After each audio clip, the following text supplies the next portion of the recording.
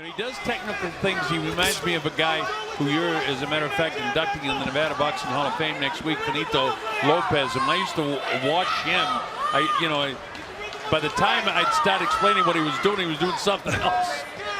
That's how slick he was. And his ability to make adjustments on the fly is something that sets him apart and makes him special. Well, he stuck in that left uppercut there.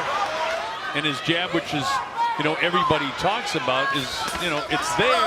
Whoop. Tony, that was one of those times the guy turned his back on him, and you shouldn't. And Crawford was just he's not a dirty fighter at all by any way, shape, or manner.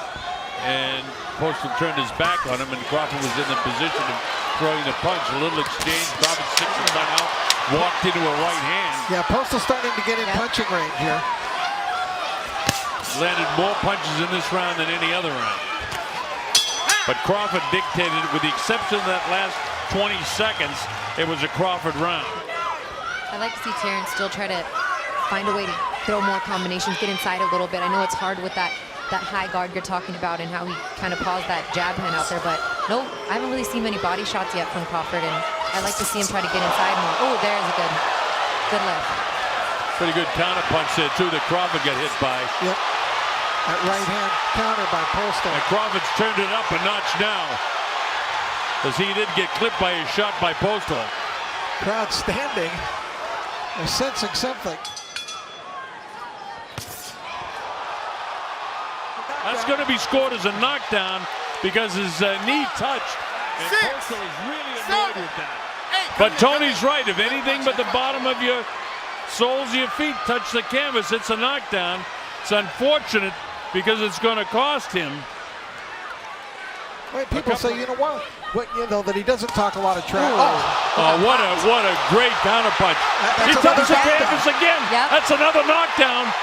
And Tony right on it. His gloves definitely hit the canvas. So his knee went down once. 2 flash knockdowns. Wow.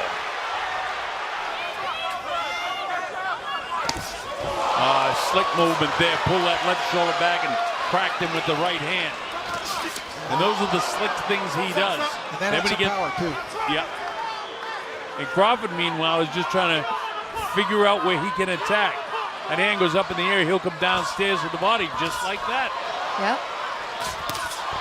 Cracked him with a hard left hand. Off balance again.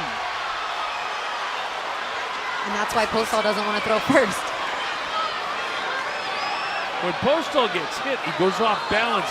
It doesn't look like he's staggered, Rich, but he really goes off balance with that left hand. There it is again, and he falls away from it. Yeah, and so he is affected by the punch. Absolutely, he's affected by it. Let's see what Terence did. The uppercut, left hand. I mean, you just don't know from whence he's coming, this guy. This is a brilliant, brilliant boxing. He wanted to showcase himself on pay-per-view. So far, so good. Well, and after watching 8 rounds and going to the 9th now, this is the 1 versus 2. It seems like Terence Crawford is just widening the gap about how close Postol is in that number 2 spot. And that time the legs did start to go, Postol. 2-punch combination, and that hurt him. His hands have come down. His legs aren't there right now. He's fighting on heart, and he finally has to tie up Crawford. Crawford knows how to get rid of him, and it throws him off. There's plenty of time still in this round. But that flurry was a hard flurry, and it did shake the legs of Postol. Again, he goes to throw the jab, and how quick Crawford is, he slides around. That time goes right and bops him with the right hand as he goes. He didn't just move around to get away, so therefore I don't see him as running. Question is he doing enough that would stamp him as...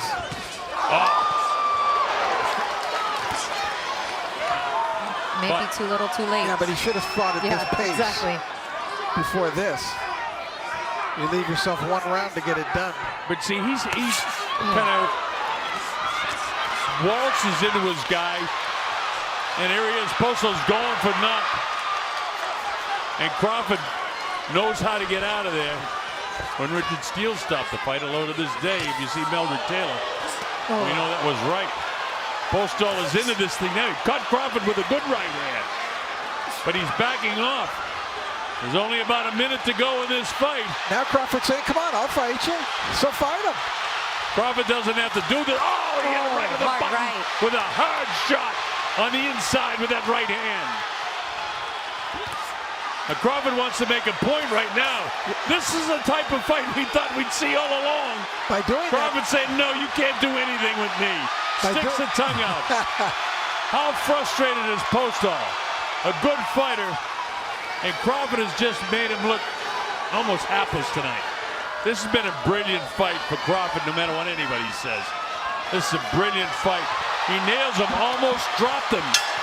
And that's it, it's all over. Look at the smile on his face. You said almost every round, Christina, I got to win in every round.